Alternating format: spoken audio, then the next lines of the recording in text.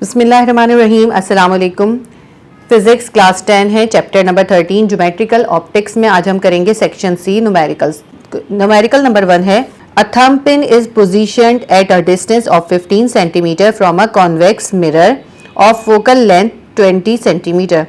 एक thumb pin है जो कि एक कॉन्वेक्स मिरर से 15 सेंटीमीटर के डिस्टेंस पे लगाई गई है और उस कॉन्वेक्स मिरर का जो फोकल लेंथ है वो 20 सेंटीमीटर है। Determine the position and nature of image. आपको इमेज यानी क्यू फाइंड करना है, उसकी पोजीशन भी और उसकी नेचर भी।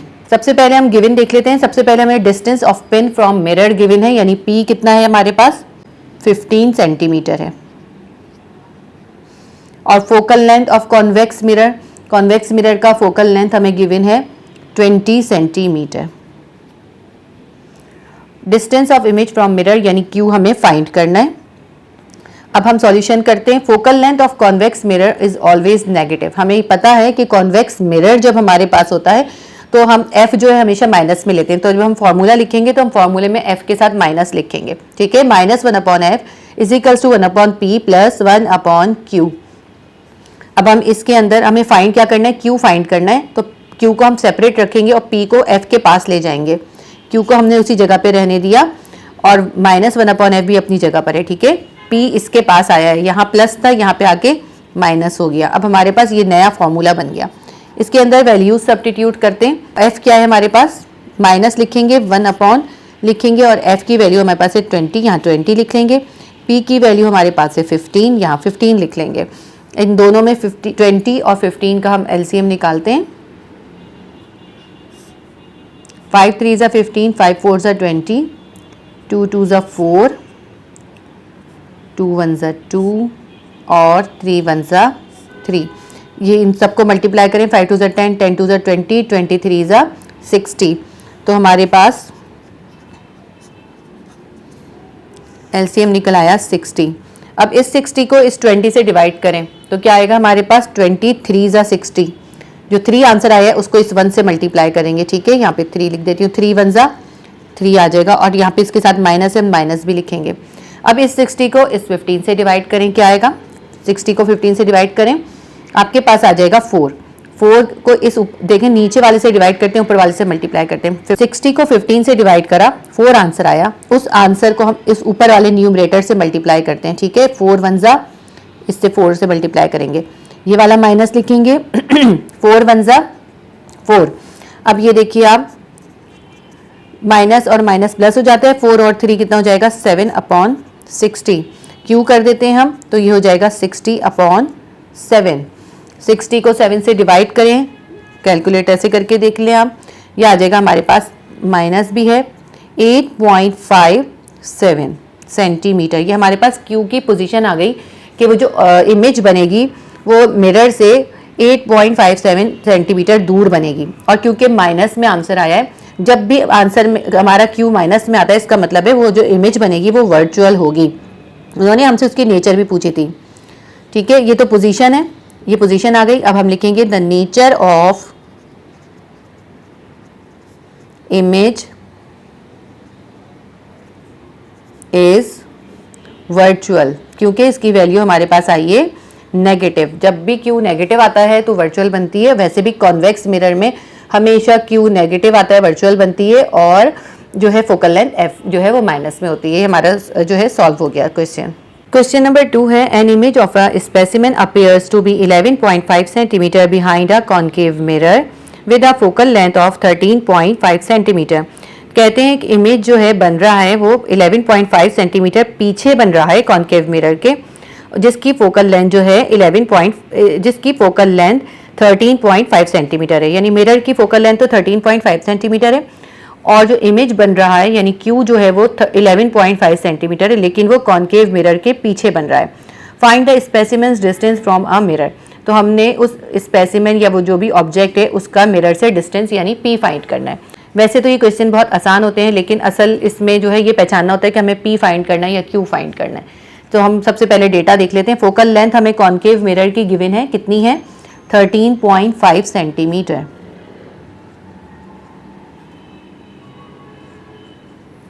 फिर हमें distance of image from mirror भी गिवन है, वो है हमारे पास 11.5 सेंटीमीटर। और distance of object from mirror हमें फाइंड करना है। अब हम सॉल्यूशन करते हैं। तो क्योंकि हमारे पास कॉन्केव मिरर है, कॉन्केव मिरर की फोकल लेंथ जो होती है हमेशा पॉजिटिव लेते हैं, और इमेज क्योंकि बिहाइंड द मिरर बन रहा है इसलिए वो वर्चुअल होगा, और वर्चुअल को हमेशा नेगेटिव लिया जाता है। तो ये लाइन मैंने इसलिए लिखवाई है ताकि आपको याद रहे। अगर आपको याद हो जाती है तो फिर आपको इसमें लिखने की ज़रूरत नहीं होती है। मैंने आप लोगों की ईजी करने के लिए लिखवाई है ताकि आप लोगों की जो है अच्छी तरह जहन में बैठ जाए। उसके बाद फॉर्मूला अब हमारा जो है इसकी वजह से चेंज हो जाता है। एफ तो हमारा पॉजिटिव है क्योंकि कॉन्केव मिरर है, लेकिन क्यू हमारा नेगेटिव है। हमने लिखा 1/f is equals to 1/p plus 1/q, लेकिन 1/q नेगेटिव है, उसके साथ माइनस भी लिख दिया। तो अब हमारा फॉर्मूला जो है चेंज हो जाएगा। हमारा फॉर्मूला बन जाएगा 1/p plus minus minus 1/q। हमें फाइंड करना है p इसमें से, तो हम ऐसा करेंगे कि q को इसके f के पास ले जाएंगे। 1/p को सेपरेट कर लेते हैं और 1/f के पास q को ले जाते हैं। यहाँ माइनस से वहाँ जाके प्लस हो जाएगा। देखिए पूरा सवाल चेंज हो जाएगा अगर हम इसको नहीं करते तो हमारा बिल्कुल चेंज आता ही है। अब 1/p हमने यहीं लिखा और इसमें वैल्यू पुट कर देते हैं। f की वैल्यू हमारे पास है 13.5, ये वाला प्लस लिखा, और q की वैल्यू हमारे पास है 11.5।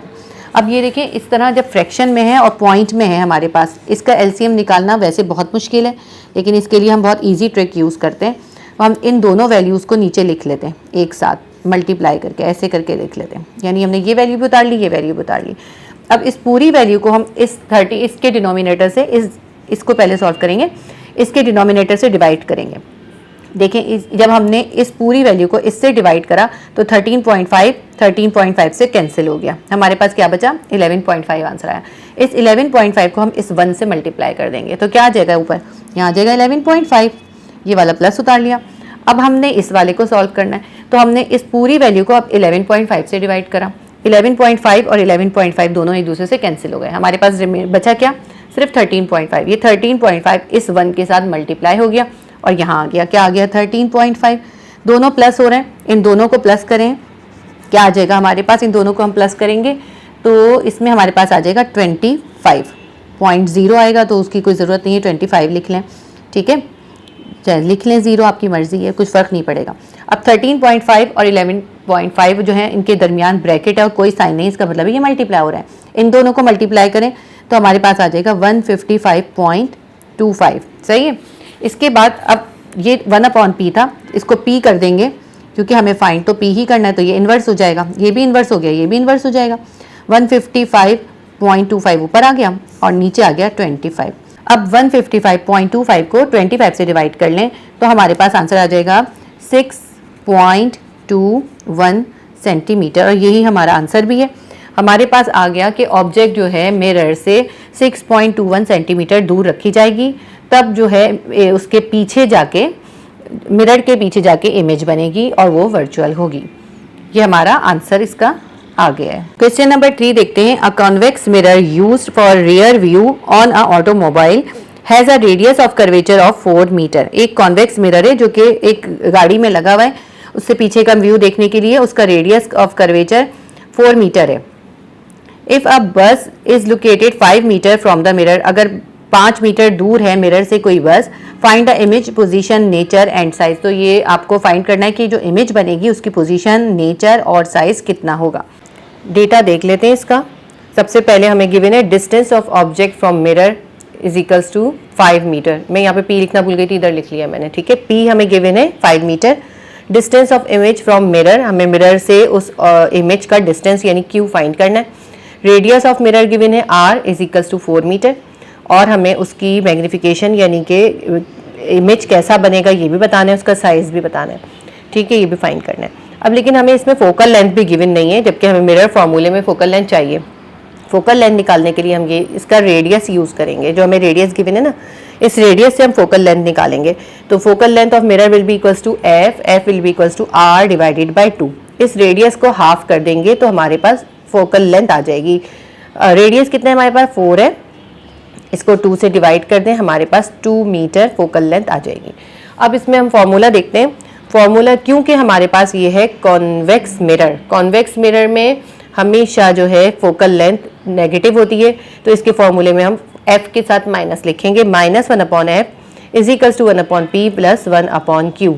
अच्छा, जब हमारे पास कॉन्वेक्स मिरर होता है तो एफ भी माइनस होती है और जो इमेज बनती है वो भी नेगेटिव आती है। तो क्योंकि हमें इमेज गिवन नहीं है, हमें इमेज निकालनी है, इसलिए हम यहाँ नेगेटिव नहीं लिखेंगे, हमारे पास आंसर में नेगेटिव आना चाहिए। ठीक है, पहले हम देख लेते हैं हमें निकालना क्या है, इसमें क्यू निकालना है। तो क्यू को हम यहाँ पे अकेला कर देते हैं, सेपरेट कर लेते हैं क्यू को, पी को एफ के पास ले जाते हैं, माइनस 1/f अपनी जगह पर है, पी यहाँ प्लस था, एफ के पास जाके माइनस हो गया, ये माइनस 1/p हो गया।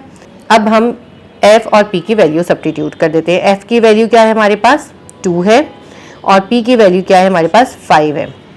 ठीक है, दोनों के साथ माइनस है। अब इनका निकालते हैं एलसीएम, 5 2 ज़ा 10 आ गया हमारे पास। इस 10 को इस 2 से डिवाइड करा तो क्या आएगा आंसर 5, 2 5 ज़ा 10, 5 को 1 से मल्टीप्लाई करेंगे, 5 1 ज़ा 5। अब इस 10 को इस 5 से डिवाइड करेंगे, 5 2 ज़ा 10, 2 आंसर आया, 2 1 ज़ा 2। ठीक है, जो आंसर आता है उसको न्यूमरेटर से मल्टीप्लाई करते हैं। जब हमने 10 को 5 से डिवाइड करा आंसर 2 आया, 2 को 1 से मल्टीप्लाई करा, न्यूमरेटर 1 है तो 2 आ गया। अब ये भी माइनस है, ये भी माइनस है, तो हमारे पास हो जाएगा 1/q is equals to minus 5 और 2 दोनों प्लस हो जाएंगे, माइनस 7/10, क्योंकि दोनों के साथ माइनस है इसलिए प्लस हो जाएंगे। अब q को भी इन्वर्स कर दें, 1/q से q हो जाएगा और ये भी इन्वर्स हो जाएगा, ये क्या हो जाएगा 10/7, 7/10 से 10/7 हो जाएगा। दोनों को इन्वर्स कर दिया हमने, इसको भी इन्वर्स कर दिया, क्यू के नीचे 1 आया है, उसकी कोई वैल्यू नहीं है इसलिए हम शो नहीं करते। ये भी 7/10 से 10/7 हो गया। इसको हम डिवाइड करते हैं, हमारे पास आंसर आता है माइनस 1.4285 मीटर। ठीक है, ये तो हमारे आ गए क्यू, यानी कि इमेज कहाँ बनेगी, इमेज हमारी बनेगी जो है 1.482 मीटर की डिस्टेंस पे और नेगेटिव है। इसका मतलब है क्योंकि आंसर Q इज नेगेटिव, जब भी Q नेगेटिव में आता है इसका मतलब होता है सो द इमेज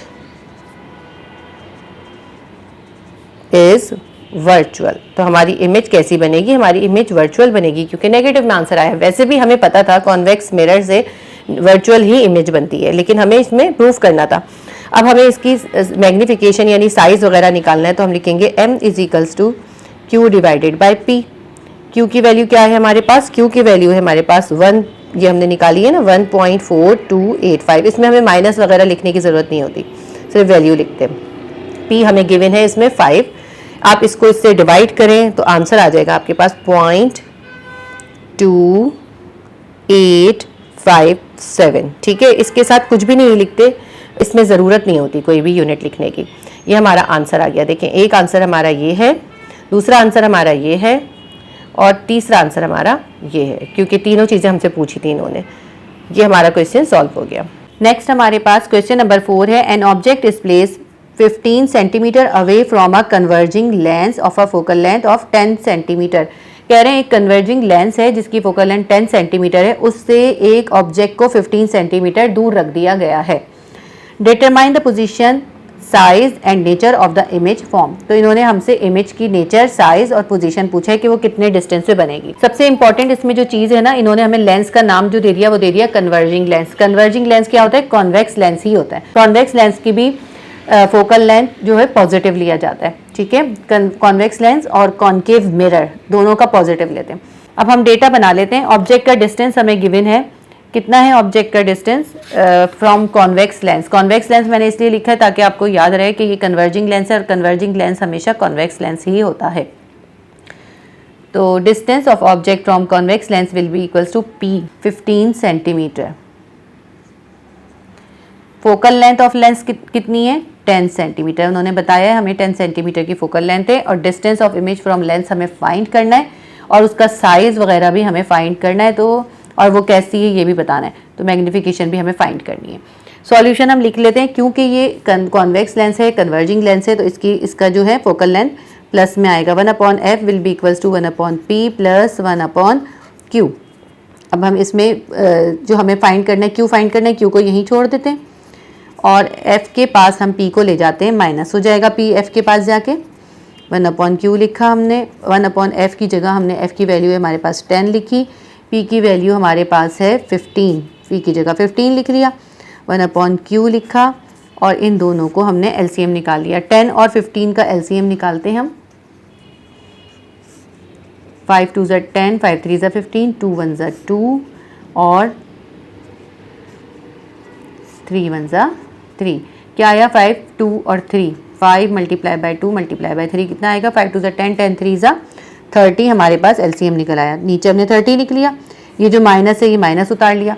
अब इस 30 को इस 10 से डिवाइड करेंगे, हमारे पास क्या आंसर आ जाएगा 10 3 ज़ा 30, 3 आंसर आया। 3 को 1 से मल्टीप्लाई करेंगे, 3 1 ज़ा 3।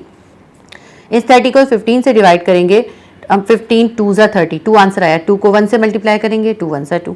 3 में से 2 निकालें तो हमारे पास आ जाएगा 1/q इज इक्वल्स टू 1, 3 में से 2 गया 1, 1/30, यानी q कितना है हमारा 30 है और पॉजिटिव है। Because q is positive, q is positive,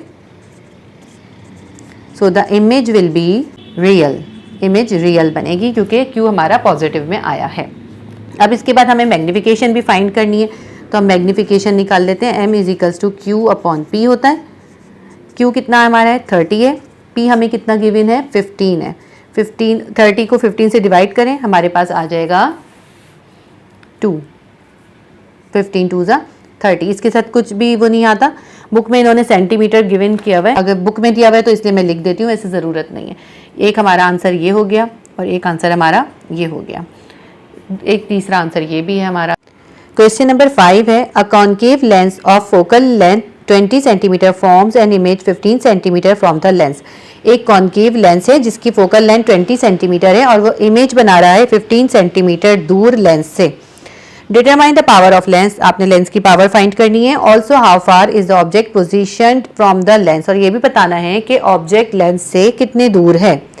इसका मतलब है आपको जो है ऑब्जेक्ट का डिस्टेंस मिरर से फाइंड करना है, यानी पी आपको फाइंड करना है। पावर ऑफ लेंस भी आपको फाइंड करनी है और गिवन है आपको फोकल लेंथ, कितनी गिवन है फोकल लेंथ 20 सेंटीमीटर है, तो हम लिख लेते हैं f is equals to 20 centimetre.